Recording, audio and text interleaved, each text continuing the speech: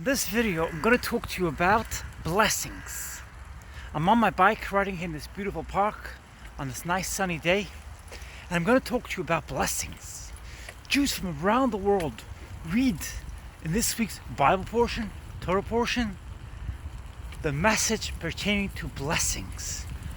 33 times in this week's Bible portion, the word message, blessings are emanated, are expressed. That's 33 times. I was thinking 33 symbolizes the heart, which is lev, which correlates to the number of 32, and 1, which correlates and expresses the oneness we have with our divinity, with God.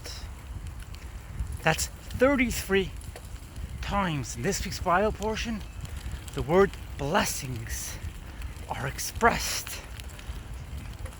What happens when you bless somebody else? What happens when you find the good in somebody else, regardless of what they give you in return? I spoke about it a few times this week, especially yesterday. When you see the blessings in your life, you see the blessings that others give you in your life, you see blessings in your own life, in your own heart, and your heart expands, and you find the shining torch in your own life.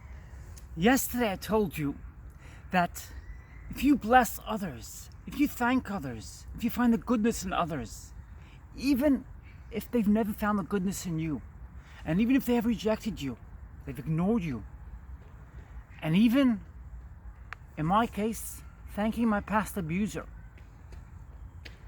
If you do that, you find blessings in your heart, and your heart expands.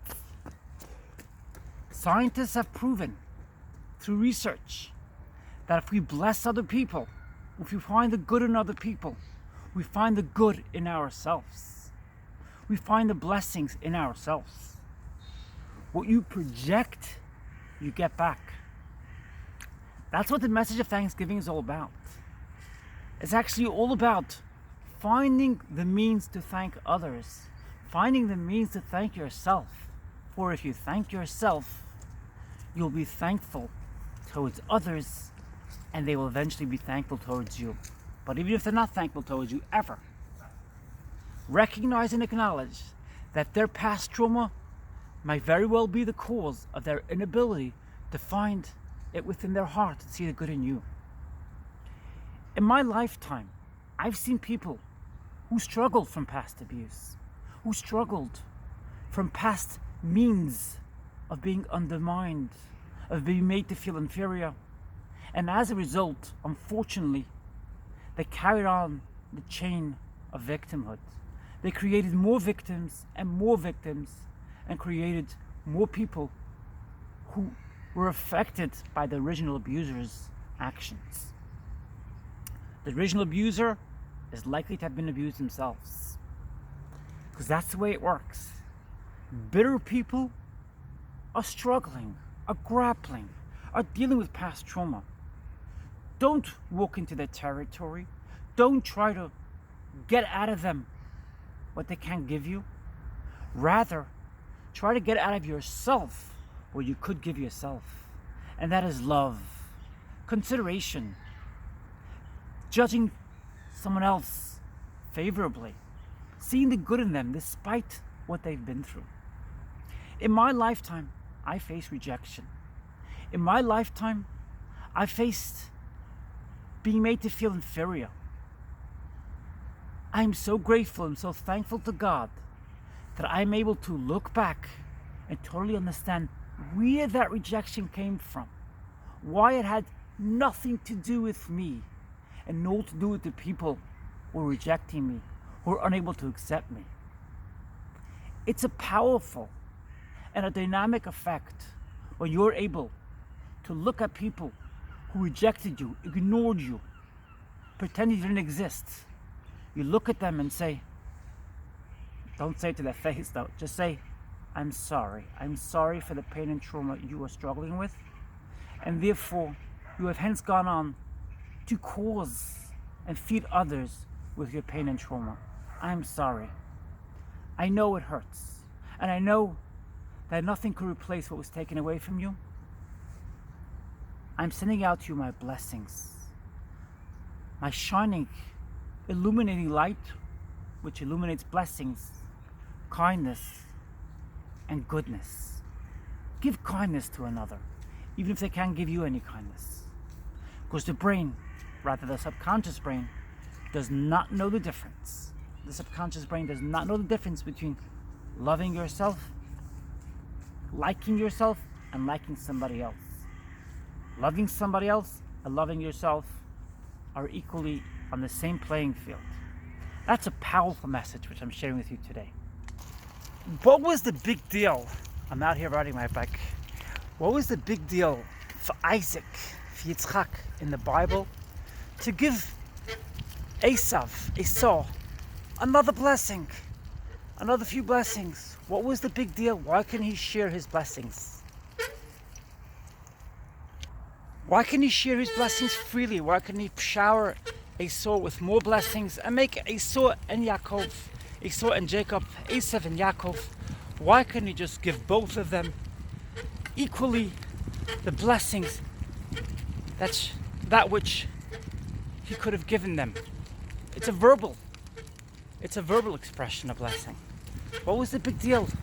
Why couldn't Yitzchak, Isaac, do it to Esau? Yitzchak, Isaac, was a truthful person. He was a man of truth. And if he wasn't in a place, in a position to shower somebody with blessings, he couldn't do it properly.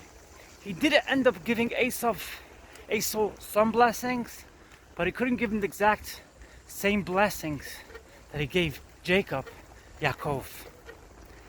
Truthful people are honest about it.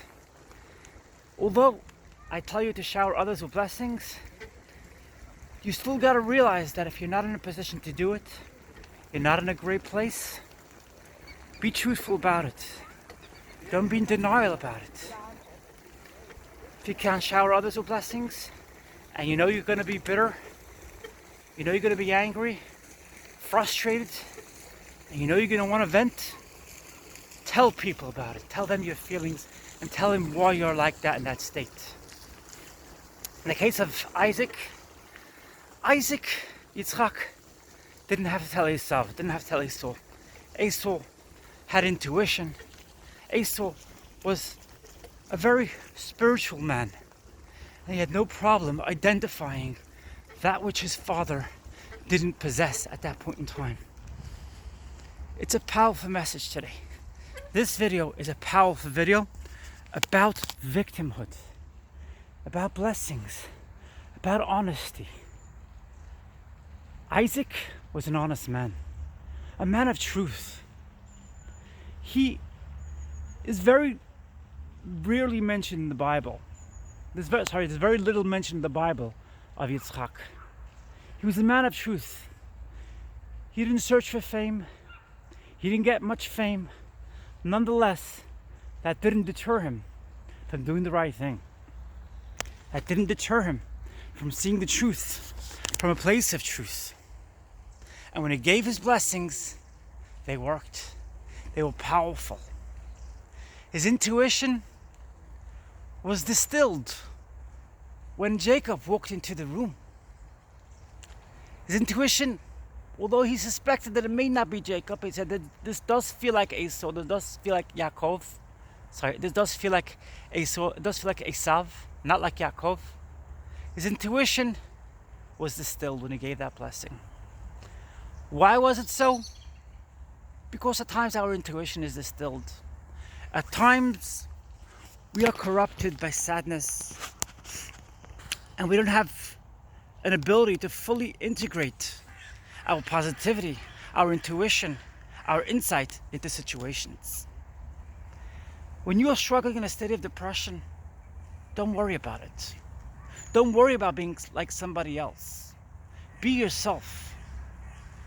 Accept your situation, because that will make it a little easier.